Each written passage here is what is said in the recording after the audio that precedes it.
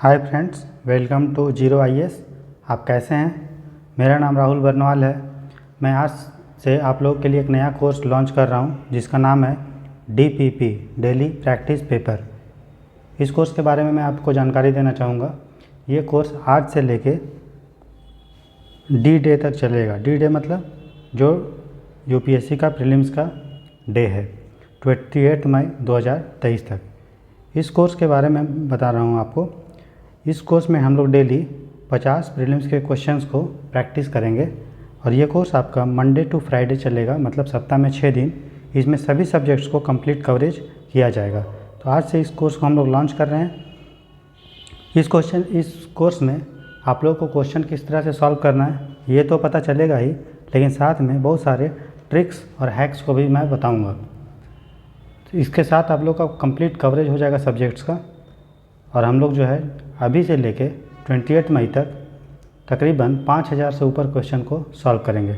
अभी स्टार्टिंग में हम लोग तो 50-50 क्वेश्चन डेली करेंगे, लेकिन धीरे धीरे जैसे ही आपकी सब्जेक्ट पे पकड़ बढ़ती जाएगी तो हम लोग उसको इंटेंसिटी को बढ़ा के 60 से 70 से 80 से 100 क्वेश्चन तक को ले जाएंगे। तो बिना देरी किए स्वागत करते हैं आप लोग का जीरो आईएएस के चैनल में और शुरू करते हैं आज से। आज जो हम लोग क्वेश्चन प्रैक्टिस करेंगे वो पॉलिटी के 50 क्वेश्चन को करेंगे। फिर कल हम लोग नेक्स्ट 50 क्वेश्चंस को करेंगे, ठीक है। फिर उसके अगले दिन आपको इकोनॉमी का करवाया जाएगा, फिर हिस्ट्री, फिर इन्वायरमेंट, इस तरह से करेंगे। तो जो पूरा एक वीक का शेड्यूल है कि पर डे कौन कौन सा सब्जेक्ट का क्वेश्चन होगा वो हम आपको टेलीग्राम के चैनल पे बता देंगे। टेलीग्राम चैनल आप लोग ज़रूर ज्वाइन करें, उसका लिंक मैं वीडियो के डिस्क्रिप्शन में डाल दूँगा। साथ ही साथ जो यूट्यूब का चैनल है आपका जीरो आईएएस, उसमें पोस्ट में भी मैं डाल दूँगा, ठीक है। टेलीग्राम चैनल पे आज मैंने क्वेश्चन को सेंड कर दिया है, ठीक है। और इसके सॉल्यूशन को भी जब हमारा जो पेपर हो जाएगा दोनों 50-50 क्वेश्चन 100 क्वेश्चन का, तो कल आप लोग का इसका सॉल्यूशन भी प्रोवाइड करके दे देंगे। तो बिना देरी के शुरू करते हैं आज का पहला क्वेश्चन पॉलिटी का। तो देखिए, मैं आपको कोशिश करूँगा कि ये लेक्चर हिंदी और इंग्लिश में हो। मैं इसको हिंदी में ट्रांसलेट करके तो आपको नहीं दे पाऊँगा, लेकिन मैं बोल ज़रूर सकता हूँ हिंदी में, ठीक है। तो आप ये दोनों इंग्लिश मीडियम या हिंदी मीडियम दोनों जो मीडियम के स्टूडेंट के लिए उपयोगी होगा, क्योंकि आपको मेन है प्रीलिम्स में क्वेश्चन सॉल्व करना है, ठीक है। आपको कॉन्सेप्ट समझना है और किस तरह से क्वेश्चन को अटेम्प्ट करते हैं वो आपको पकड़ना है, ठीक है। तो बिना देरी के शुरू करते हैं पहला क्वेश्चन है, with reference to India, Bharat के संदर्भ में कंसिडर द फॉलोइंग स्टेटमेंट, निम्नलिखित कथनों पर विचार कीजिए।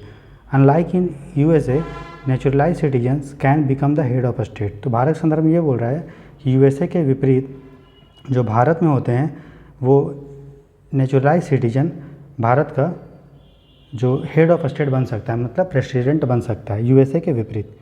दूसरा क्वेश्चन है, oath of allegiance is mandatory for naturalisation. जब हम लोग नेचुरलाइजेशन के द्वारा सिटीजनशिप लेते हैं, सिटीजनशिप को मैंने आपको बता दिया है, ठीक है, अपने चैनल पे, तो ज़रूर पढ़ें उस चैप्टर को, मात्र 15 से 20 मिनट में। तो अगला स्टेटमेंट है, citizens living outside India continuously for 7 years will be deprived of their citizenship. जो भी सिटीजन भारत में 7 साल से बाहर रह रहा है, भारत के बाहर, तो उसको सिटीजनशिप से वंचित होना पड़ेगा। ये 3 स्टेटमेंट है। हम लोग को विचार करना कि कौन सा करेक्ट स्टेटमेंट है, ठीक है। तो देखिए, यूएसए में क्या होगा, जो वही आदमी यूएसए का राष्ट्रपति बन सकता है जो वहाँ जन्मा होगा, बाकी आदमी नहीं बन सकता। उसको जन्म लेना पड़ेगा यूएसए में, लेकिन इंडिया में ऐसा नहीं है।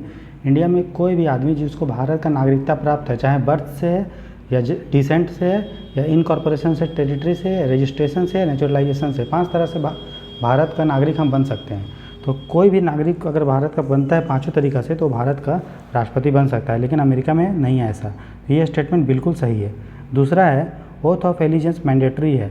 तो ये भी स्टेटमेंट सही है, क्योंकि लक्ष्मीकांत में लिखा हुआ है कि जो भी आदमी नेचुरलाइजेशन से भारत का नागरिकता लेना चाहता है उसको संविधान के प्रति एलिजेंस जो होगा, उत्तरदायित्व का ओथ लेना पड़ेगा, शपथ लेना पड़ेगा। ये भी आपका सही है।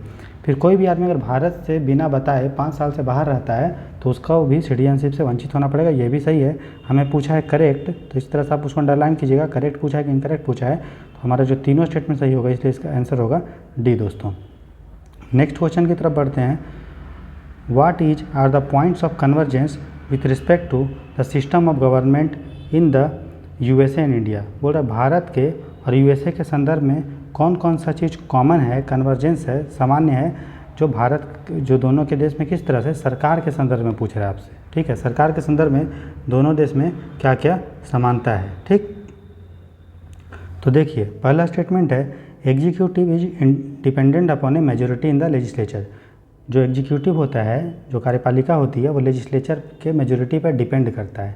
ठीक है, दूसरा स्टेटमेंट है there is a periodic assessment of the responsibility of the executive. Executive का जो जिम्मेदारी होता है उसको पीरियोडिक रूप से परीक्षण किया जाता है। तो क्या क्या कॉमन है, तो देखिए इंडिया में क्या है, पार्लियामेंट्री सिस्टम गवर्नमेंट है, वहाँ इंडिया में क्या है, संसदीय प्रणाली है, और अमेरिका में क्या है, प्रेसिडेंशियल है ना। तो इंडिया में अगर पार्लियामेंट्री सिस्टम है तो पार्लियामेंट्री सिस्टम क्या होता है, जो एग्जीक्यूटिव होती है वो लेजिस्लेचर के प्रति रिस्पॉन्सिबल होती है, क्योंकि जो भी एग्जीक्यूटिव होता है, चाहे पीएम है, सीएम है, या जो भी मिनिस्टर है, वो आपका लेजिस्लेचर से ही आता है। आगे इलेक्शन होता है, फिर उसी में से कुछ लोग सरकार बनाते हैं।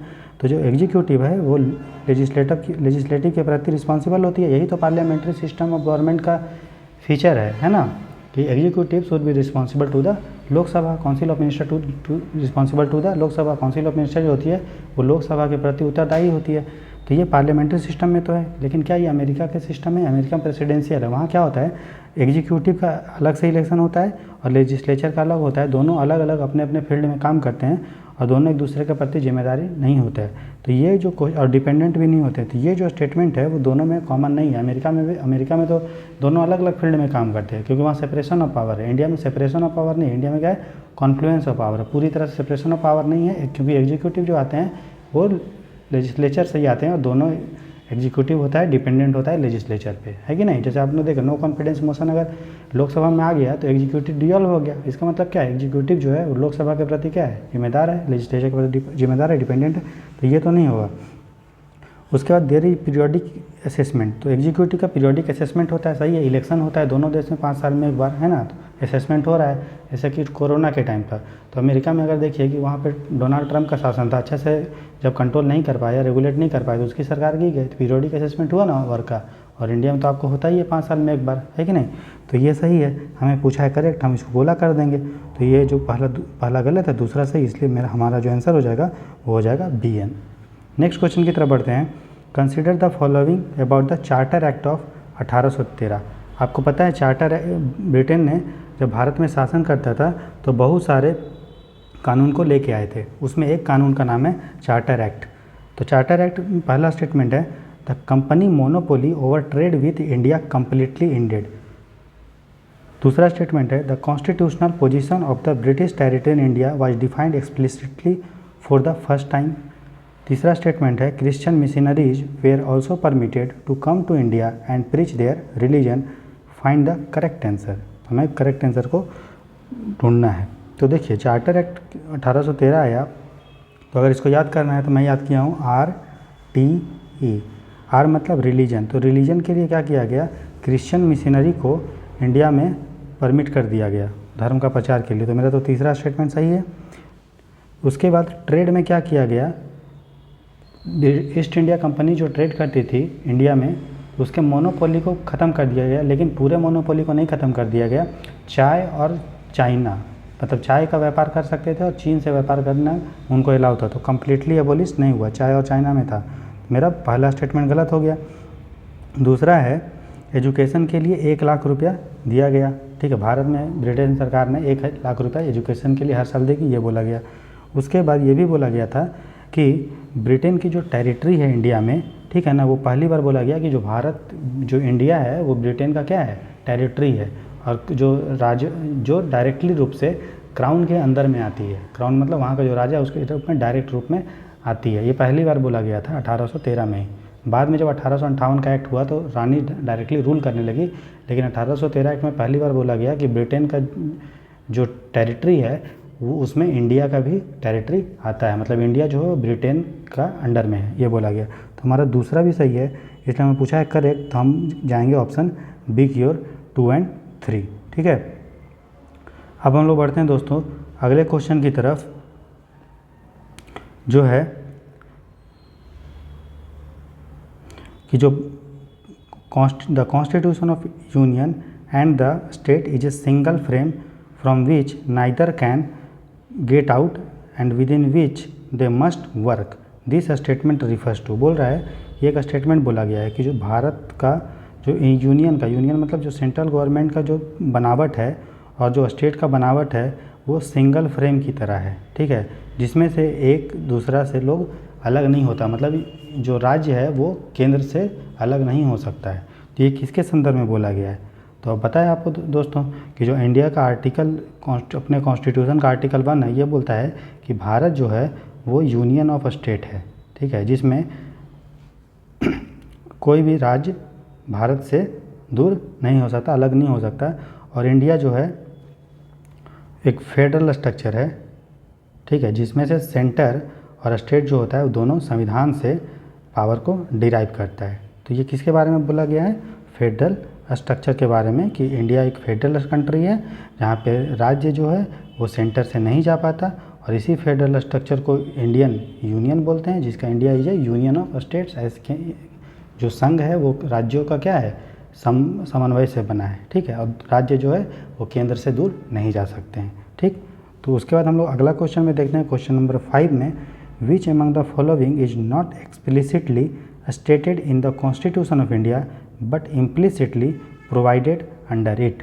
बोला कौन सा चीज़ भारत के संविधान में एक्सप्लिसिटली मतलब खुले रूप से मेंशन तो नहीं है, लेकिन इम्प्लिसिटली मतलब आंतरिक रूप से हम लोग डिराइव करते हैं उसका मीनिंग, मतलब कॉन्स्टिट्यूशन में वो लिखा नहीं है, लेकिन हम लोग जब कॉन्स्टिट्यूशन पढ़ते हैं तो हमें ये पता चलता है कि वो कहीं ना कहीं वो चीज़ डिराइव हो रहा है, कहीं ना कहीं चीज़ मिल रहा है इनडायरेक्ट वे में, ये बोल रहा है क्वेश्चन।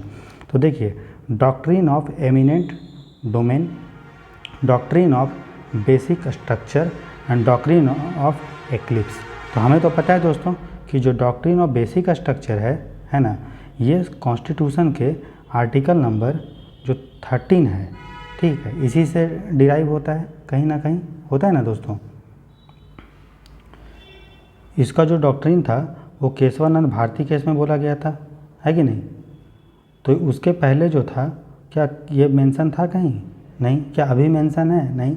सुप्रीम कोर्ट अलग अलग डिसीजन के अनुसार डिसाइड करता है क्या बेसिक स्ट्रक्चर है। कॉन्स्टिट्यूशन में कहीं भी बेसिक स्ट्रक्चर जो है ना तो एक्सप्लिसिट रूप में मेंशन है, ना ही इम्प्लिसिट रूप में उसको जो है कहीं मेंशन किया है। ये तो सुप्रीम कोर्ट का इनोवेशन है कि उसने डॉक्ट्रिन ऑफ बेसिक स्ट्रक्चर जो है केशवानंद भारती केस में दिया। तो ये हमारा होगा क्या? नहीं होगा।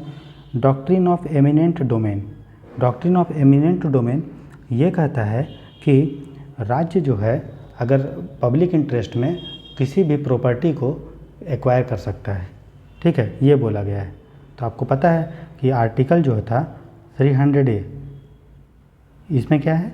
Right to property.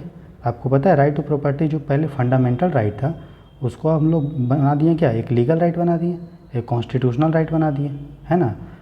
तो क्यों बनाए? क्योंकि पहले राज्यों को केंद्र को जो सरकार है, सरकार को ज़मीन की ज़रूरत थी पब्लिक इंटरेस्ट के लिए, लेकिन अगर फंडामेंटल राइट रहेगा तो सरकार जो है आपको अपने ज़मीन से नहीं हटा सकती है। इसलिए सरकार क्या किया? लीगल राइट बना दिया, फिर आपको कंपेंसेशन देके सरकार हटा सकती है। तो इसी को दोस्तों हम लोग बोलते हैं डॉक्ट्रिन ऑफ एमिनेंट डोमेन। तो ये तो कॉन्स्टिट्यूशन में मेंशन ही था, तभी तो हम लोग आर्टिकल 300A लेके आए, है कि नहीं दोस्तों। तो ये तो होगा कि एक्सप्लिसिट तो मेंशन नहीं है, लेकिन इम्प्लिसिट रूप से हम लोग कहीं ना कहीं उसको डिराइव करते हैं। आर्टिकल 300A से पता चलता है। क्या doctrine of basic eminent domain कहीं लिखा हुआ है? नहीं लिखा है, लेकिन आर्टिकल 300A से डिराइव करते हैं, क्योंकि डॉक्ट्रिन ऑफ एमिनेंट डोमेन ये बोलता है कि अगर सरकार चाहे तो लोकहित के मामले में मामलों को ध्यान में रख के लोगों को उसके संपत्ति से हटा सकता है, लेकिन उसको कंपेंसेशन देना पड़ेगा, ठीक। तो ये तो होगा। उसके बाद doctrine of eclipse, doctrine of eclipse ये बोलता है दोस्तों, डॉक्ट्रिन ऑफ एक्लिप्स देखिए ये बोलता है कि कोई भी आर्टिकल या कोई भी चीज़, कोई भी कानून अगर फंडामेंटल राइट को वायलेट करता है तो वो एक्लिप्स हो जाएगा। मान लीजिए ये कानून है, ठीक है, एक्लिप्स का मतलब क्या होता है? ग्रहण। ये कानून है और ये मेरा फंडामेंटल राइट है कोई, तो ये कानून पूरा चीज़ को कवर कर रहा है और फंडामेंटल राइट भी ये पूरा चीज़ कवर कर रहा है, ठीक है ना। तो ये बोल रहा है अगर कोई भी कानून फंडामेंटल राइट को वायलेट कर रहा है तो जितने पार्ट को ये वायलेट करे, इतने पार्ट को वायलेट कर दिया ना, तो ये पार्ट आपका एक्लिप्स हो जाएगा। एक्लिप्स मतलब ग्रहण लग जाएगा और ये लागू नहीं होगा, मतलब सिर्फ कानून जो है इतना ही लागू होगा, ये वाला कानून जो है सिर्फ इतना ही लागू होगा, ये वाला जो ये वाला कानून है, ये कानून जो है, ये पोर्शन वाला, ये पोर्शन एक्लिप्स हो जाएगा, उसी को हम लोग बोलते हैं डॉक्ट्रिन ऑफ एक्लिप्स। तो ये बताइए क्या डॉक्ट्रिन ऑफ एक्लिप्स कॉन्स्टिट्यूशन में एक्सप्लिसिट कहीं लिखा है? आपने पूरा कॉन्स्टिट्यूशन लगभग पढ़ा है लक्ष्मीकांत, नहीं लिखा है, लेकिन क्या इम्प्लिसिट रूप में हम लोग डिराइव करते हैं। आर्टिकल जो हमारा 13 है जो बोलता है कि कोर्ट को पावर है कि वो ध्यान में रखे कि कोई भी कानून अगर हमारे फंडामेंटल राइट को वायलेट कर रही है तो उसको अनकॉन्स्टिट्यूशनल होगा। तो यही भी तो डॉक्ट्रिन ऑफ एक्लिप्स भी बताया कि कोई भी कानून अगर फंडामेंटल राइट को वायलेट कर रहा है तो वो जितना पार्ट को वायलेट कर रहा है उसको हम लोग एक्लिप्स करके उसको हटा देंगे कानून से, ठीक है। तो इस चीज़ से इसलिए हमारा जो आंसर होगा वो 1 और 3 होगा। तो हम लोग जाएंगे ऑप्शन डी की ओर, 5 का होगा डी, 1 एंड 3। अगला क्वेश्चन है liberty means the absence of constants on the individuals, consider the following statements about liberty. तो लिबर्टी का मतलब होता है कि इंडिविजुअल पे जो कोई भी कांस्टेंट ना हो, कांस्टेंट का मतलब पाबंदी, इसका मतलब लिबर्टी है। तो इस संदर्भ में लिबर्टी के बारे में हम निम्नलिखित कथनों पर विचार कीजिए। तो पहला स्टेटमेंट है public liberty means no external authority can interfere in the exercise of free will. दूसरा स्टेटमेंट है negative liberty means freedom as an expansion of opportunities to express oneself. तो पहला स्टेटमेंट ये कह रहा है पॉजिटिव लिबर्टी का मतलब ये है कि कोई भी एक्सटर्नल अथॉरिटी आपको कंट्रोल करने के लिए नहीं है, अब जो मन में बुझाया वो कीजिए, ठीक है। दूसरा स्टेटमेंट ये है कि आपको लिबर्टी इस तरह से अपना जो स्वतंत्रता है उसको यूज करना है ताकि दूसरे लोगों को भी अवसर मिले कुछ बोलने का, कुछ करने का। तो देखिए ये तो पॉजिटिव लिबर्टी नहीं है। पॉजिटिव लिबर्टी अगर आप जो मन से कुछ कर रहे हैं तो ये तो नकारात्मक चीज़ है कि आप उस खुले सांड जैसा घूम रहे हैं, जो मन से बुझा रहे कर रहे हैं। तो ये होगा, ये उल्टा कर दिया है। ये पॉजिटिव लिबर्टी का ये मतलब ये है कि आप अपने स्वतंत्रता का भी अपने यूज कीजिए, लेकिन साथ ही साथ आप दूसरे को भी अवसर दीजिए कि वो भी अपना स्वतंत्रता है उसका यूज कर पाए, ठीक है। तो नेगेटिव लिबर्टी का मतलब ये होता है उल्टा कि कोई भी एक्सटर्नल कंट्रोल आप पे नहीं होगा, आपको जो बुझाए सो कीजिए, ठीक है।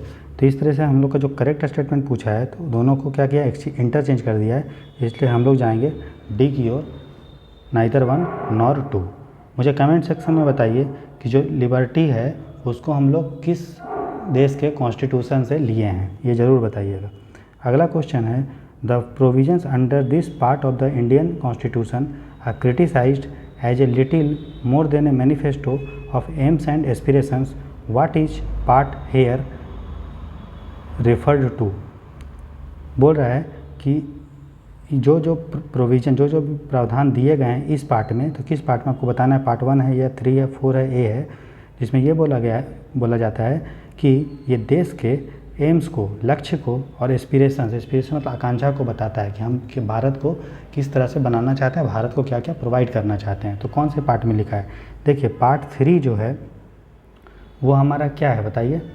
पार्ट 3 हमारा क्या है, तो जो पार्ट 3 है वो हमारा फंडामेंटल राइट्स है। जो पार्ट 1 है ये हमारा क्या है, वो होता है यूनियन एंड इट्स स्टेट्स, ठीक।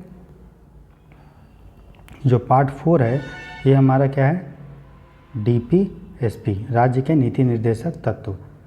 और पार्ट 4 है फंडामेंटल ड्यूटी, मौलिक अधिकार, मौलिक कर्तव्य। तो देखिए आपको पता चल जाएगा नाम से ही कि मौलिक अधिकार का कोई इसमें बात हुआ है दोस्तों, नहीं। ये तो आकांक्षा का बात कर रहा है कि हम किस तरह से अपने देश को बनाना चाहते हैं, क्या हम लोग का एस्पिरेशंस है, एम्स है ना, भारत को क्या कैसा होना चाहिए। तो ये तो नहीं होगा। यूनियन एंड इट्स स्टेट, इसमें तो राज्य का जो नाम है और यूनियन का नाम है, तो ये भी नहीं होगा। तीसरा है DPSP, नाम क्या है, राज्य के नीति निर्देशक तत्व। क्या हम लोग राज्य का नीति बनाएं, कैसा हम देश बनाएं, है ना, वो होगा एम्स एंड एस्पिरेशन। तो ये हमारा होगा। और मौलिक कर्तव्य में तो नागरिक का क्या क्या कर्तव्य है वो बताया गया है, तो ये भी नहीं होगा। इसलिए हम लोग जाएंगे 7 का ऑप्शन सी के साथ। अगला क्वेश्चन देखते हैं, with regards to protection in respect of conviction for offences as mentioned in the article 20 of the constitution of India, which of the below statements is are correct. बोल रहा है कि जो आर्टिकल 20 में लिखा हुआ है protection in respect of conviction for offences, कि कोई भी अगर आप जुर्म हो रहा है तो उसमें हम लोग किसी को दोष जो ठहराते हैं तो उसके एवज में आपको कुछ संरक्षण दिया गया, हम किसी को भी दोषी नहीं ठहरा सकते, उसके लिए हम लोग का मौलिक अधिकार आर्टिकल 20 में दिया हुआ है। तो कौन कौन सा आर्टिकल जो है, कौन कौन सा उसमें हम लोग उसमें डिराइव कर सकते हैं, हम लोग को किस तरह का संरक्षण मिला हुआ है, इस संदर्भ में आप जो है निम्नलिखित कथनों को सही गलत बताइए। तो देखिए, it prohibits retrospective criminal legislation. इसका रेट्रो ये बोल रहा है, आगे हम तीनों स्टेटमेंट पढ़ते हैं फिर आपको बताते हैं। The immunity from self incrimination extends to civil proceedings. तीसरा स्टेटमेंट है it provides immunity from double jeopardy including prosecution for an offence. तो पहला स्टेटमेंट ये बोलता है कि हम लोग किसी को पे क्रिमिनल लेजिस्लेशन, मतलब जो क्रिमिनल जो कानून होता है उसको हम लोग रेट्रोस्पेक्टिव लागू नहीं कर सकते। रेट्रोस्पेक्टिव का मतलब ये है कि मान लीजिए कानून आज बना, क्रिमिनल लेजिस्लेशन आज बना क्रिमिनल चीज़ों के लिए 2023 में, इसको हम लोग बैक डेट से लागू नहीं कर सकते हैं किसी चीज़ पे। ये आर्टिकल 20 में कवर होता है। ये तो आपका सही होगा। याद रखिएगा, हम लोग कोई अगर कानून बना रहे हैं तो अगर वो क्रिमिनल चीज़ के लिए बना रहे हैं तो आगे आज जिस दिन कानून बना है उसके आगे कोई क्राइम होता है उसी टाइप का, तभी ये कानून लगेगा। अगर इस पहले कोई कानून हुआ, कोई जुर्म हुआ है, ठीक है, कोई क्राइम हुआ है इस डेट के पहले और सेम टाइप का, तो ये नहीं लगेगा। मतलब क्रिमिनल लेजिस्लेशन बैक डेट से नहीं लगता है। जिस दिन एक्ट कानून बनेगा क्रिमिनल लेजिस्लेशन उस दिन से अगले वाले दिन, आने वाले दिन के बीच में लगेगा, पहले नहीं लगेगा।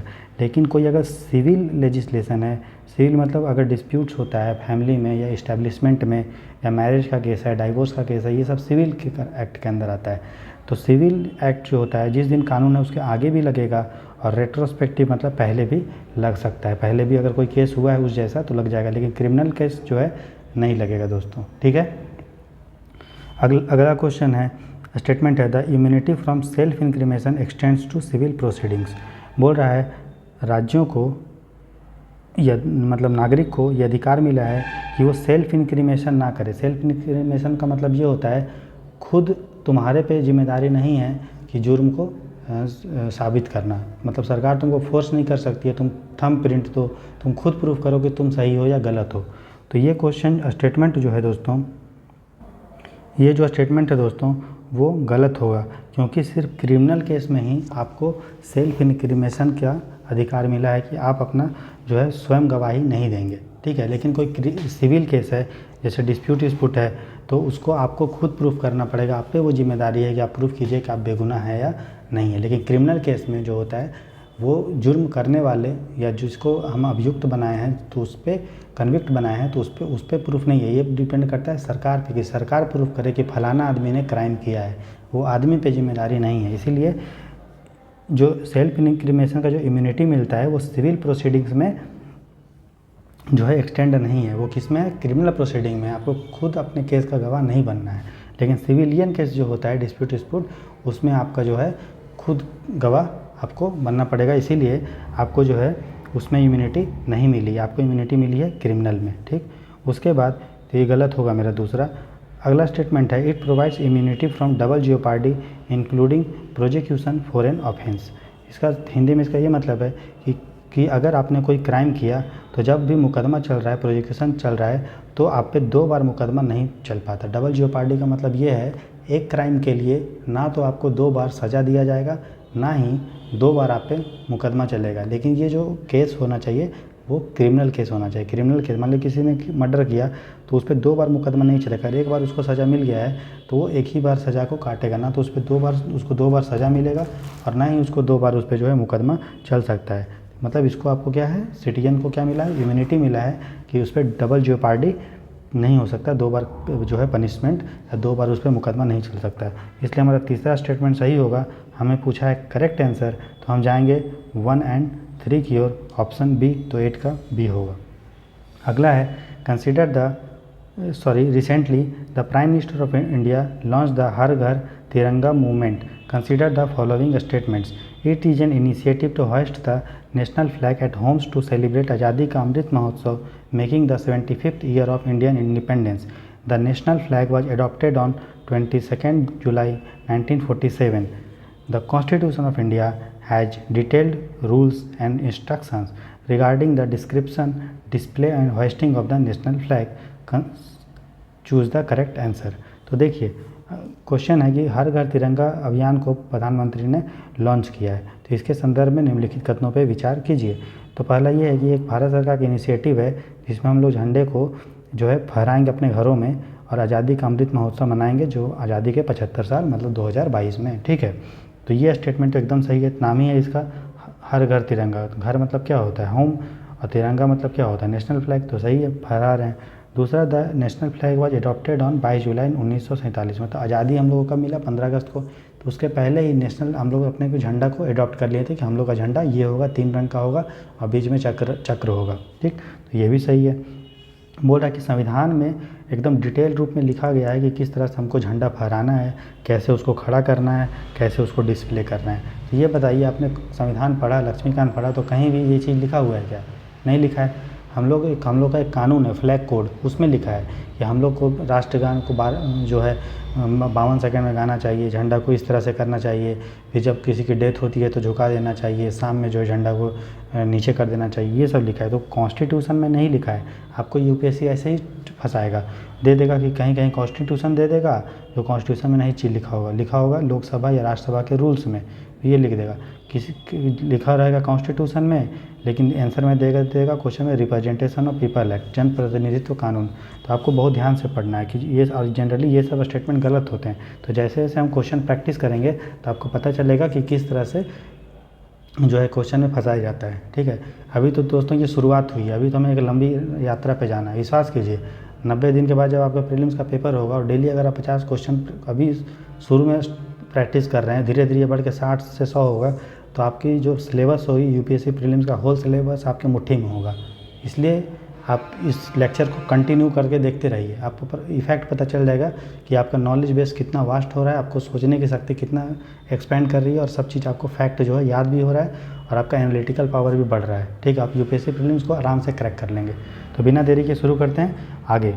तो देखिए, तो हमारा जो है तीसरा स्टेटमेंट गलत होगा।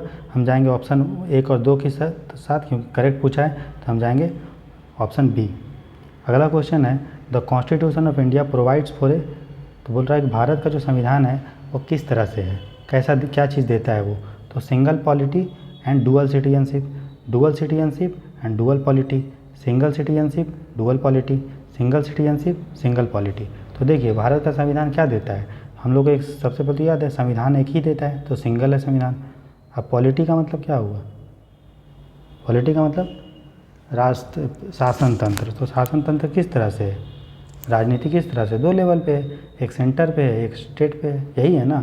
और तीसरा लेवल जो भी हो रहा है वो लोकल सेल्फ गवर्नमेंट है, लेकिन जनरली हम लोग 2 ही लेवल मान के चलते हैं। तो 2 डुअल पॉलिटी, एक सेंटर पे एक स्टेट पे। सेंटर पे क्या है हमारा, प्राइम मिनिस्टर है, हमारे क्या है प्रेसिडेंट है, हमारे क्या है सीएजी हैं, हमारे क्या है इलेक्शन कमीशन है कि नहीं सीएम पे। और उसी तरह स्टेट में हम देखेंगे तो सीएम है, प्रेसिडेंट की जगह हमारे पास गवर्नर है, सीएजी की जगह हमारे पास जो है, सीएजी तो इंडिया की बॉडी है, इलेक्शन कमीशन के पास हमारे जगह स्टेट इलेक्शन कमीशन है। इस तरह से है ना, डुअल पॉलिटी है, लेकिन संविधान एक ही है। हम लोग बोलते हैं हम भारत के नागरिक हैं, हम कहीं बोलते हैं कि हम दिल्ली के नागरिक हैं, नहीं। तो सिटीजनशिप एक है। तो कहाँ दिया हुआ है क्वेश्चन के ऑप्शन कि सिंगल सिटीजनशिप और डुअल पॉलिटी। तो single citizenship and dual polity, तो हमारा ऑप्शन होगा 10 का सी।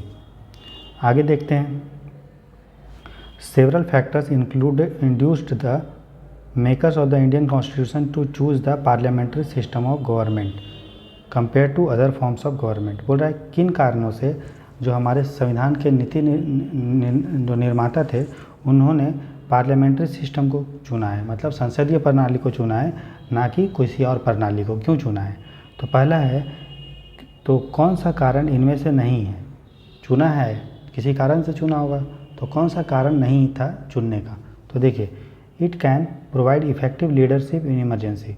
बोल रहा है कि जब इमरजेंसी का केस आता है तो जो पार्लियामेंट संसदीय प्रणाली है वो एक नेतृत्व प्रदान करता है। तो देखिए सही बात है, कोरोना के टाइम में जब हम लोग का कुछ केस हो जाता है इमरजेंसी में, तो हम लोग को एक जो है नेतृत्व मिलता है ना इफेक्टिव, क्योंकि हम लोग क्या है संसदीय प्रणाली, जहाँ पे जो एग्जीक्यूटिव होता है वो लेजिस्लेचर के प्रति जिम्मेदार होता है। तो जो गवर्नमेंट होता है उससे लेजिस्लेचर क्वेश्चन पूछता है, जब भी क्वेश्चन पूछेगा तो जो वो पॉलिसी या कुछ लेके आएगी तो इफेक्टिव तरीक़ा से लाएगी।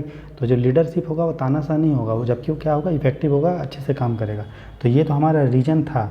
हमें पूछा है कौन सा नहीं है, तो ये हमारा नहीं होगा, है ना। फिर हम लोग देखते हैं अगला स्टेटमेंट, ये याद रखिएगा नॉट पूछा है कि क्यों हम लोगों ने संसद प्रणाली को चुना था, तो चुना था तो उसके कुछ कारण हो गए, क्या कारण नहीं था, ठीक है। दूसरा, it provides continuity of policy and is more efficient, बोल रहा है कि पार्लियामेंट्री सिस्टम जो है पॉलिसी को कंटिन्यू रखता है। ऐसा है क्या? नहीं, क्योंकि हर लगभग 5 साल में सरकार चेंज होते रहती है, तो पॉलिसी भी शिफ्ट होते रहता है कि नहीं। जैसे कि आपने देखा होगा कि जैसे कि कोई योजना थी कांग्रेस की, तो बीजेपी आई तो उसको हटा देती है, फिर अपना नया पॉलिसी लेके आती है ना, तो कंटिन्यूटी नहीं हो पाता है। लेकिन जो संसदीय प्रणाली है उसमें कंटिन्यूटी नहीं होता है, लेकिन जो प्रेसिडेंशियल फॉर्म ऑफ गवर्नमेंट है जैसे अमेरिका, वहाँ पे पॉलिसी कंटिन्यू होता है, ठीक। तो ये भी, तो ये जो है नॉट वाला में ये हो जाएगा सही। The country had already some experience in the ruling the parliamentary system, बोला भारत को संसदीय प्रणाली का कुछ एक्सपीरियंस था, तो सही बात है। हम लोग को इंडियन काउंसिल एक्ट था 1909 का, है ना, 1935 का एक्ट था, तो इसके द्वारा हम लोग को संसदीय प्रणाली का झलक मिल चुका था, क्योंकि ब्रिटेन जो है अलग अलग जो एक्ट लेके आया था तो उससे संसदीय प्रणाली का थोड़ा मोड़ा हम लोग को आइडिया लग चुका था। इसलिए हम लोगों ने सोचा कि चूँकि हम लोग का इसमें एक्सपीरियंस है तो हम लोग इसको लागू करेंगे, हम लोग उसको चलाएंगे। तो ये हमारा जो है स्टेटमेंट सही होगा, इसी कारण से तो चुने थे, लेकिन बोला था कौन कारण से नहीं, तो ये भी स्टेटमेंट क्या होगा? गलत। अगला है it has enough safeguards to check against the personality cult, बोल रहा है कि कोई भी इसमें तानाशाह नहीं बन सकता है कोई, है ना। अगर मोदी चाहे ये तानाशाह बनना तो नहीं बन सकता है, क्यों? क्योंकि वो एग्जीक्यूटिव के प्रति रिस्पॉन्सिबल, हर 5 साल में इलेक्शन होता है और जो भी वो डिसीजन लेता है इंडिपेंडेंटली नहीं लेता है, कैबिनेट की मीटिंग होती है तब डिसीजन लिया जाता है। तो ये भी स्टेटमेंट हमारा जो है वो क्या होगा? गलत होगा, क्योंकि ये तो पार्लियामेंट्री सिस्टम का कारण है, ये पार्लियामेंट्री सिस्टम का कारण नहीं था, क्योंकि पॉलिसी जो होता है पार्लियामेंट्री सिस्टम में कंट्रोल मतलब जो है कंटिन्यू नहीं रहता है संसदीय प्रणाली में, जबकि क्या होता है पॉलिसी चेंज होते रहता है। तो हमारा जो ऑप्शन होगा 11 का हो जाएगा बी, ठीक है। आगे देखते हैं, consider the following statements with regard to the government of India act 1919, बोला गवर्नमेंट ऑफ इंडिया एक्ट 1919 के संदर्भ में निम्नलिखित कथनों पर विचार कीजिए।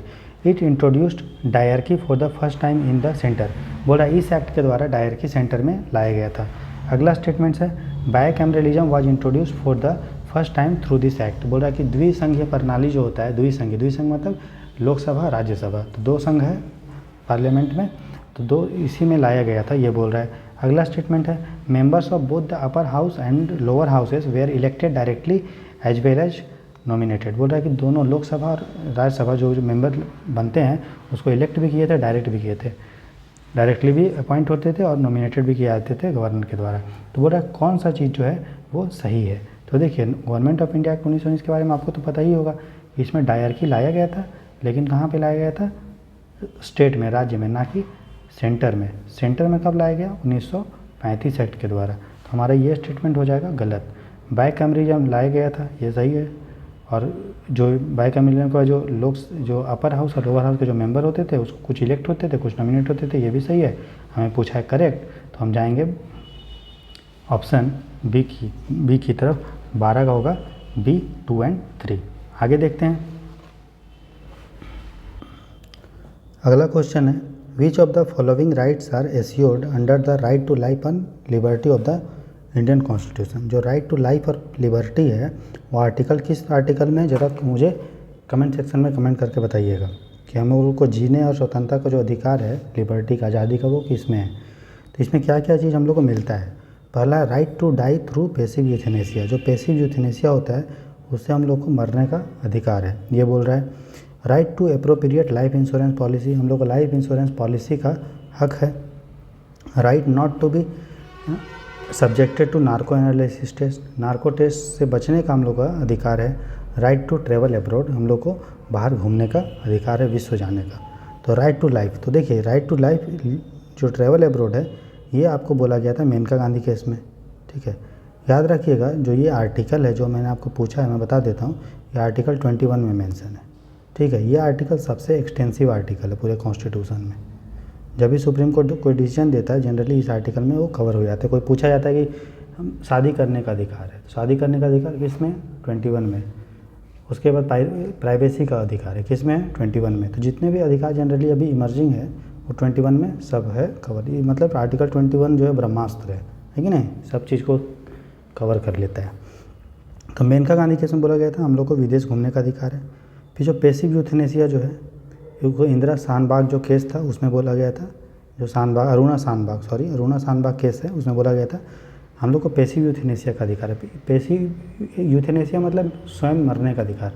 तो एक्टिव यूथेनेसिया मतलब इंजेक्शन ले लो और फटाक के मर जाओ। पैसिव यूथेनेसिया मतलब जब शरीर पूरा बूढ़ा हो जाए, काम नहीं कर रहा है, तब आप जो है, अब लग रहा है कि वो आईसीयू में भर्ती है बहुत दिन से और कष्ट में जी रहा है, तो वो परमिशन लेके बहुत सारे लोगों का मर सकता है, उसी को बोलते हैं पैसिव यूथेनेसिया। ठीक है, तो हम लोग को मरने का भी अधिकार है पैसिव यूथेनेसिया के थ्रू। लेकिन एक्टिव यूथेनेसिया नहीं, ये नहीं कि ड्रग्स ले डाल दी और मर गए, लटक के मर गए, वो नहीं। मरने का अधिकार है जब पूरे मतलब बॉडी काम नहीं करने पाए और वो आदमी पूरे चांसेस है कि दवा दारू सब ठीक नहीं हो रहा है, बहुत दिन से आईसीयू में भर्ती है, बहुत सीरियस है, तब वो जो है बोल सकता है उसकी फैमिली की जो है उस मतलब पहले लेकिन परमिशन लेना पड़ेगा उस आदमी का कि जब वो पूरा सीरियस हो जाए, जब कुछ रिकवरी का चांसेस पूरा एकदम नल हो जाए, तो जो वो चाहे तो जो है डिक्लेयर कर सकता है कि हम मेरा अधिकार है पैसिव यूथेनेसिया का, तो हम मरना चाहते हैं। फिर लाइफ इंश्योरेंस पॉलिसी सही है, ये तो नाम ही है लाइफ, तो यहाँ भी लाइफ है, तो ये भी सही होगा। और नार्को एनालिसिस टेस्ट में जो है नहीं होने का भी अधिकार है। कुछ केसेस में सरकार नार्को टेस्ट कर सकती है, लेकिन रेयरेस्ट ऑफ रेयर केस में। नहीं तो सरकार को अगर उगलवाना होता तो सब टेस्ट में नार्को कर लेती, लेकिन नार्को टेस्ट सब चीज़ में नहीं होता, उसमें आपको सुप्रीम कोर्ट ये सबसे बहुत सारे ऊपर लेवल से परमिशन लेना पड़ेगा। मतलब हम लोग को अधिकार दिया गया है कि नार्को टेस्ट हम लोग पे नहीं हो सकता नॉर्मल केस में। तो हमारा जो होगा करेक्ट आंसर क्या होगा, डी, 13 का डी। अगला देखते हैं, which among the following mechanisms is are carried out in parliamentary form of government to ensure the responsibility of the executive to the legislature. मैंने आपको बताया था कि इंडिया में पार्लियामेंट्री फॉर्म ऑफ गवर्नमेंट है, संसदीय प्रणाली है। उसका सबसे इंपॉर्टेंट फीचर होता है कि जो एग्जीक्यूटिव होता है, जो कार्यपालिका होती है, वो विधायिका के प्रति जिम्मेदार होता है। तो बोला कौन कौन सा मैकेनिज्म है, कौन कौन सा जरिया है जिसके द्वारा लेजिस्लेचर जो है, विधायिका जो है कार्यपालिका को जिम्मेदार ठहराती है। तो नो कॉन्फिडेंस मोशन एकदम होगा, नो कॉन्फिडेंस मोशन है ही कि अगर कार्यपालिका तब तक, एग्जीक्यूटिव तब तक जो है रह सकती है जब तक उसको विधायिका का समर्थन नहीं मिलता। जहाँ ही उसने कॉन्फिडेंस अपना वापस ले लिया तो विधायिका गिर जाएगी, सरकार गिर जाएगा, तो ये होगा। उसके बाद है एडजर्नमेंट मोशन, ये भी है। एडजर्नमेंट मोशन में क्या होता है ना, स्थगन प्रस्ताव जो बोलते हैं।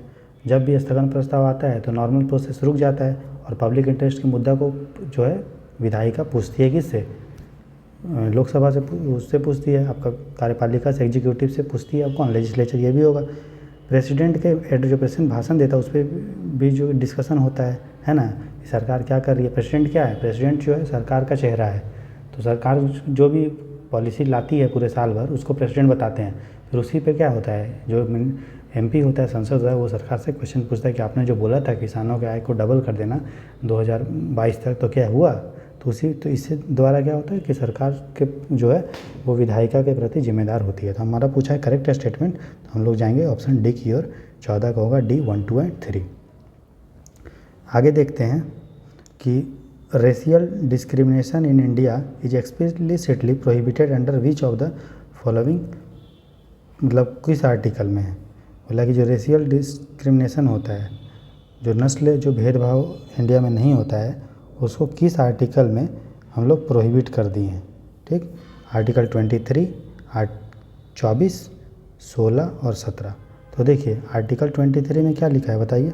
आर्टिकल 23 में लिखा है ट्रैफिक, किसी भी मानव लोग का तस्कर वस्कर नहीं होगा और फोर्स्ड लेबर नहीं होगा, बंधुआ मजदूरी नहीं होगा। तो ये रेशियल डिस्क्रिमिनेशन में आता है नहीं, तो ये मेरा नहीं होगा। आर्टिकल 14 तो सिंपल बोलता है, क्या बोलता है, राइट टू इक्वालिटी के बारे में बोलता है।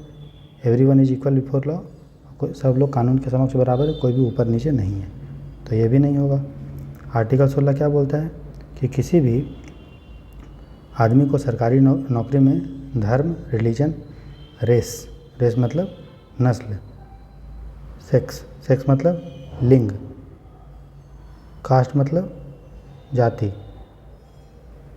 Religion, race, sex, caste and place of birth, जिस जगह जन्म लिया, उस पर डिस्क्रिमिनेशन नहीं होगा। तो यही तो हमारा क्वेश्चन ऑप्शन है कि रेस पे डिस्क्रिमिनेशन नहीं होगा। वही पूछा है किसमें प्रोहिबिटेड है, कौन से आर्टिकल में। आर्टिकल 17 क्या बोलता है, अनटचेबिलिटी, छुआछूत, है ना। छुआछूत पे हम लोग को नहीं करना, अगर करते हैं तो एक तरह का पनिशमेंट माना जाएगा, तो ये ऑप्शन भी नहीं होगा। तो हम लोग को जो 15 का ऑप्शन होगा, आंसर होगा, वो ऑप्शन सी होगा। आगे देखते हैं, the freedom of speech and expression can be restricted by the state on which ground. बोल रहा है कि हम लोग को, आपको पता है कि हम लोग को जो है freedom of speech and expression है, किस में है, तो आर्टिकल 19 में है। लेकिन अनलिमिटेड तो नहीं है freedom of speech and expression, कुछ उसमें रेस्ट्रिक्शंस है जो राज्य लगा सकता है। तो किस किस आधार पे, ग्राउंड पे लगा सकता है संविधान के अंदर में, तो कौन सा जो रेस्ट्रिक्शन है वो नहीं है, कौन सा रेस्ट्रिक्शन जो है वो नहीं है।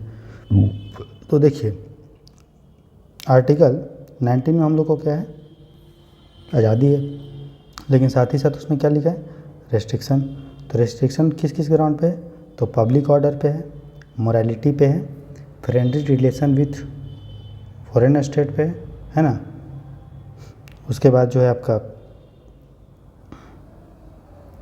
उसके जो आपका डिफेमेशन पे है, लेकिन लॉ एंड ऑर्डर पे नहीं है। अगर कहीं लॉ एंड ऑर्डर डिस्टरबेंस है तो उसके आधार पे जो है हमको स्वतंत्रता को नहीं छीन सकते, बोलने की स्वतंत्रता को, है किस पे, पब्लिक ऑर्डर पे, लॉ एंड ऑर्डर पे नहीं है। दोनों में डिफरेंस है, public order and law and order, ठीक है ना। जो पब्लिक ऑर्डर होता है, पब्लिक ऑर्डर का मतलब ये है कि उस एक्शन से, कोई उस एक्शन से पूरा लोगों का पीस हैम्पर हो जाएगा। लॉ एंड ऑर्डर से मतलब कोई भी वो कानून काम कर रहा है तो उससे वहाँ पे लॉ एंड ऑर्डर खतरे में होगा, पूरा पब्लिक का नहीं होगा। लेकिन हम लोग को जो रेस्ट्रिक्शन है वो पब्लिक ऑर्डर पे, हम लोग ऐसा कुछ ना करें जिससे पूरा सामान्य जीवन अस्त व्यस्त हो। अगर लॉ एंड ऑर्डर डिस्टर्ब हो रहा है तो वो हम लोग का रेस्ट्रिक्शन नहीं है आर्टिकल 19 के अंदर। आगे देखते हैं, which among the following is fundamental duty, इनमें से कौन सा फंडामेंटल ड्यूटी है। तो फंडामेंटल ड्यूटी जो आर्टिकल 51A में मेंशन है, पार्ट 4A में मेंशन है, इसको स्वर्ण सिंह कमेटी के रिकमेंडेशन पे 42nd अमेंडमेंट करके 1976 में हम लोग को इसको लागू किए थे।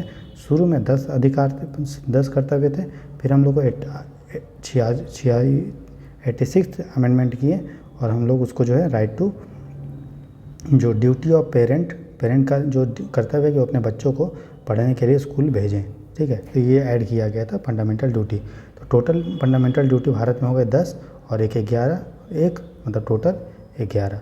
तो बोल रहा है कि 11 फंडामेंटल ड्यूटी है, तो उनमें से कौन सा ड्यूटी जो है, इनमें से कौन सा ड्यूटी हमारा ड्यूटी नहीं है, फंडामेंटल ड्यूटी। तो देखिए मैंने आपको फंडामेंटल ड्यूटी भी पढ़ाया है, तो ज़रूर देखिएगा उसको, लेक्चर को। Renounce the practice derogatory to women, तो ये तो है protection improvement and implementation of policy to safeguard the environment and the forest. तो ये तो भाई हमारा DPSP है कि नहीं, ये नहीं होगा।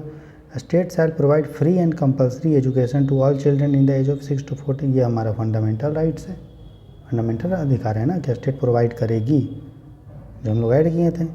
राइट टू एजुकेशन एक्ट यही बोलता है। Protection of all movements, peace and objects, ये भी हमारा DPSP है, DPSP आर्टिकल 50 है ये। तो हमारा कौन सा होगा, ये होगा, है ना, यही हमारा फंडामेंटल ड्यूटी है। इसके अलावा 10 फंडामेंटल ड्यूटी और हैं। आगे देखते हैं अगला question 18, consider the following assertion and reasoning. एक असर्शन है मतलब कथन और दूसरा है कारण। तो देखिए, the state legislature can not make a law to punish the person practising untouchability. बोल रहा है छुआछूत को अगर कोई कर रहा है तो उसको हम लोग अगर पनिश करते हैं तो वो विधानसभा उसके लिए कानून नहीं बना सकती। ऐसा जो है हम लोग को लिखा हुआ है किसमें, असर्शन ए में, मतलब असर्शन में हम लोग को ये चीज़ लिखा हुआ है, ठीक। दूसरा, the subject matter untouchability falls in the sphere of the union list, ठीक है।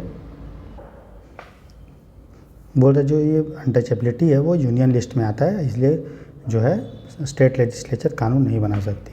तो ये बात तो सही है कि कोई भी कहीं अगर छुआछूत को लेकर अगर कोई कानून बनाना है तो स्टेट लेजिस्लेचर नहीं बना सकती, ये एकदम सही है। लेकिन ये गलत है क्योंकि जो छुआछूत है वो यूनियन लिस्ट में नहीं है। आपने कभी यूनियन लिस्ट में आपने पढ़ा है कि लगभग 100 आइटम है, उसमें छुआछूत है ही नहीं, कहीं मेंशन नहीं है। स्टेट लेजिस्लेचर कानून इसलिए नहीं बना पाती क्योंकि आपने पढ़ा कि जो छुआछूत है, अनटचेबिलिटी है, वो आर्टिकल 17 में अब लिखा हुआ है जो आपको बताया था। तो जो आर्टिकल 17 क्या है, फंडामेंटल राइट है, और फंडामेंटल राइट, किसी भी फंडामेंटल राइट पे जो कानून बनाने का अधिकार है वो है सिर्फ और सिर्फ पार्लियामेंट को, संसद को, स्टेट लेजिस्लेचर का नहीं है। तो स्टेट लेजिस्लेचर कानून नहीं बना सकते अनटचेबिलिटी पे, ये सही है। लेकिन इसका कारण क्या है, ये एक मौलिक अधिकार है, ना कि ये यूनियन लिस्ट है, ये कोई लिस्ट में नहीं आता है, ठीक है। तो ये हमारा डिसीजन गलत होगा, इसलिए मेरा जो क्वेश्चन होगा ए सही होगा और आर फॉल्स। तो हम जाएंगे ऑप्शन सी की ओर। इसीलिए क्वेश्चन नंबर 18 का आंसर हो जाएगा ऑप्शन सी, क्यों हमें पूछा है करेक्ट आंसर। आगे देखते हैं, with reference to the committee of reorganisation of the states consider the following statements. बोल रहा है कि जो स्टेट का हम लोग जो रीऑर्गेनाइज किए थे, पुनर्गठन किए थे, उसके संदर्भ में निम्नलिखित कथनों पर विचार कीजिए। जो Fazal Ali commission supported linguistic and cultural homogeneity, so it accepted one language one state formula. अगला क्वेश्चन है, स्टेटमेंट है, justice JC Shah commission was set up by the government of India for the reorganisation of Punjab, Haryana and Uttarakhand. तो select the correct answer में पूछा है। तो question ये है कि जो राज्यों का पुनर्गठन हुआ उसके संदर्भ में निम्नलिखित कथनों पर विचार कीजिए। तो जो फजल अली कमीशन था, फजल अली आयोग था, उसने जो लिंग्विस्टिक एंड कल्चरल होमोजेनिटी को सपोर्ट किया कि पूरे राज्य में लैंग्वेज का और कल्चरल का होमोजेनिटी होना चाहिए, एक जैसा होना चाहिए। जो मतलब जिस राज्य का लैंग्वेज और कल्चर एक जैसा है तो उसको हम लोग एक राज्य का दर्जा दे दें उस एरिया को। और ये एक्सेप्ट किया वन कि एक स्टेट में एक राज्य में एक लैंग्वेज ही होना चाहिए। तो देखिए ये तो सही है कि उसने सपोर्ट किया था लिंग्विस्टिक एंड कल्चरल होमोजेनिटी को, लेकिन इसने ये नहीं बोला था कि एक राज्य का एक लैंग्वेज होगा। ठीक है, तो ये गलत होगा। दूसरा, जस्टिस जेसी शाह कमीशन बना था पंजाब हरियाणा को क्या करने के लिए, रीऑर्गेनाइज करने के लिए। ठीक है, तो ये जो है गलत होगा। जस्टिस जेसी शाह बना था ये सही है, लेकिन पंजाब हरियाणा और हिमाचल के लिए, ठीक है ना कि पंजाब हरियाणा उत्तराखंड के लिए। उत्तराखंड तो बाद में जाके यूपी से जो है उत्तरांचल बना, अलग हो के फिर उत्तराखंड बना। तो पंजाब हरियाणा का तो कोई रोल ही नहीं है उसमें, है ना। पंजाब हरियाणा और हिमाचल जो है अलग हुआ था, है कि नहीं। तो हमारा ना तो ये सही है ना तो ये सही है, हमें पूछा है करेक्ट आंसर, तो दोनों गलत होगा। इसलिए हम जाएंगे ऑप्शन डी की ओर। Consider the following countries, Belarus, Poland, Russia and Latvia. Belarus, Poland, Russia, Latvia and Ukraine. तो ये क्वेश्चन इसलिए पूछा गया क्योंकि यूक्रेन और रसिया का क्राइसिस हुआ है। तो आपको जो यूरोप का मैप है उसमें आपको देखना पड़ेगा कि इन कंट्री को, तब आपको ये क्वेश्चन आप बना पाएंगे। तो अभी वीडियो को आप रोकें और फिर देखें इन देशों को, फिर आप बताइए जो इस्टोनिया कंट्री है, ठीक है, वो कितने देशों के साथ बाउंड्री बनाती है। इनमें से 2 देश के साथ या 3 देश के साथ या 4 देश के साथ या 5 देश के साथ। इस क्वेश्चन को आप खुद सॉल्व कीजिए और कमेंट सेक्शन में हमें इसका आंसर बताइए। उसके बाद जो है आने वाले वीडियो में मैं क्वेश्चन नंबर 21 से लेके 50 तक को क्वेश्चन को कंप्लीट करूँगा। तो thanks for watching the first part of our today test and next video में हम लोग, जो आज ही आएगा आपका वीडियो 2-3 घंटा के बाद, उसमें हम लोग क्वेश्चन नंबर 21 से लेकर 50 तक देखेंगे। इस तरह से दोस्तों हम लोग जो है जीरो IAS के चैनल पे डेली 50 क्वेश्चन को प्रैक्टिस करेंगे। ठीक है, 50 क्वेश्चंस को डेली प्रैक्टिस करेंगे और इसी क्वेश्चन का जो प्रैक्टिस का जो कोर्स है उसी का नाम है DPP, डेली प्रैक्टिस पेपर। क्योंकि हम लोग डेली प्रैक्टिस कर रहे हैं और हम लोग जितना आप अभ्यास कीजिएगा, जितना प्रैक्टिस कीजिएगा, उतना आपका ब्रेन एकदम शार्प हो जाएगा, सोचने की शक्ति बढ़ेगी और क्वेश्चन को तुरंत आप इंटरप्रेट करके करेक्ट कर लेंगे। UPSC में आपको 100 क्वेश्चंस करने होते हैं, ठीक है, होता है, और आपको सब क्वेश्चन को तो देखना ही पड़ेगा, तभी तो पता चलेगा कौन सा क्वेश्चन आप कर पाएंगे नहीं। तो आप 600 क्वेश्चन आपको दिया रहेगा और आपके लिए 2 आवर है और 2 घंटे में आपको साइन वाइन करने में और कम से कम और भी चीज़ करने में जो ऑफिशियल काम होता है 10 मिनट चला जाएगा। तो आपके पास अब 10 से 15 मिनट आपको जाएगा भरने में, तो टोटल 20 मिनट आपके ख़त्म हो गए। आपके पास इफेक्टिवली 120 मिनट में जो है 100 मिनट्स ही बचा और आपको क्वेश्चन है 100। तो जितना आप प्रैक्टिस करेंगे उतना आपका स्पीड बढ़ेगा और स्पीड बढ़ाने के लिए ज़रूरी है कि आप जो है प्रैक्टिस कीजिए, तब जो है आपका कॉन्फिडेंस आएगा और आपको में हिम्मत आएगा और आपका जो एक्यूरेसी है वो बढ़ेगा और गलती करने का चांसेस घटेगा। जितना आपको गलती करना है वो टेस्ट सीरीज में करिए और फिर उसको सॉल्यूशन को पढ़िए और मेरे द्वारा जो डिस्कशन दिया जा रहा है उसको अटेंड कीजिए। मैं सिर्फ आपको क्वेश्चन नहीं दूंगा, बल्कि जब एक पेपर 100 क्वेश्चंस का हो जाएगा तो उसके बाद उसका डिटेल सॉल्यूशन भी आपको दिया जाएगा टेलीग्राम चैनल पे, जिसका मैं लिंक जो है वीडियो डिस्क्रिप्शन में डाल दूंगा। तो उसको ज्वाइन करें और क्वेश्चन मैं जो है पहले ही दे देता हूँ, ताकि जो है आप उसको खुद से एक बार बनाइए, एक कम से कम एक बार पढ़ लीजिए, ताकि जब हम डिस्कशन करें तो आपको समझने में कोई भी दिक्कत ना हो। तो इस चैनल को आप सब्सक्राइब करें, शेयर करें और लाइक करें, और जो भी कमेंट है वो आप ज़रूर दें, सजेशन ज़रूर दें, ताकि आने वाले वीडियो में उसको हम लोग जो है इनकॉर्पोरेट कर पाएँ। और दोस्तों अभी EPFO APFC का भी वैकेंसी आ रहा है, तो चूँकि मैं अभी 2000 जो इससे पहले वाला एग्ज़ाम हुआ था उसमें मैं EPFO में अकाउंट और इन्फोर्समेंट ऑफिसर के रूप में सिलेक्टेड हूँ। तो मैं उसको जो संडे होगा, आने वाला जो संडे है, उसमें मैं आपको एक स्ट्रैटेजी कि EPFO का तैयारी किस तरह से किया जाए, तो मैं उसके लिए गाइड कर दूंगा, और ज़रूरत पड़ी तो उसके लिए कोर्स भी लॉन्च करूंगा। तो जैसा आपने रिव्यू देंगे उसके अनुसार कोर्स भी लॉन्च किया जाएगा नोटिफिकेशन आने के बाद। और मैंने EPFO जो निकाला था वो मैंने सेल्फ स्टडी से निकाला था, मैंने किसी की मदद नहीं ली थी। तो मैं आपको अच्छे से बता पाऊँगा कि किस तरह से जो है खुद के मेहनत पे, दम पे आप मेरे लेक्चर को सुन के आप जो है आसानी से तैयारी को कंप्लीट कर सकते हैं, और EPFO का जो है जॉब को ले सकते हैं। EPFO बहुत अच्छी पोस्ट है, इसमें 2 पोस्ट होता है, एक AO और EO का पोस्ट, और दूसरा होता है APFC। दोस्तों जो APFC का पोस्ट है ये आपका ग्रुप A पोस्ट है, इसमें डायरेक्ट आप ग्रुप A ऑफिसर बनते हैं, और ये जो है ग्रुप B पोस्ट है। इसकी वैकेंसी जो है पहले आई थी 2-3 साल पहले, और इसकी वैकेंसी बहुत साल पहले आई थी। तो प्रेजेंट में मैं अभी ग्रुप B पोस्ट में हूँ, ठीक है, सिलेक्टेड, ठीक है। तो अभी चूँकि जो है अभी वैकेंसी आने वाली है, तब हम लोग जब वैकेंसी आ जाएगी तो मैं डेली आप लोगों को पढ़ाऊँगा EPFO का भी, ठीक है, जिस तरह से सिविल सर्विस का चल रहा है, और संडे को मैं इसके लिए स्ट्रैटेजी लेके आऊँगा, ठीक है।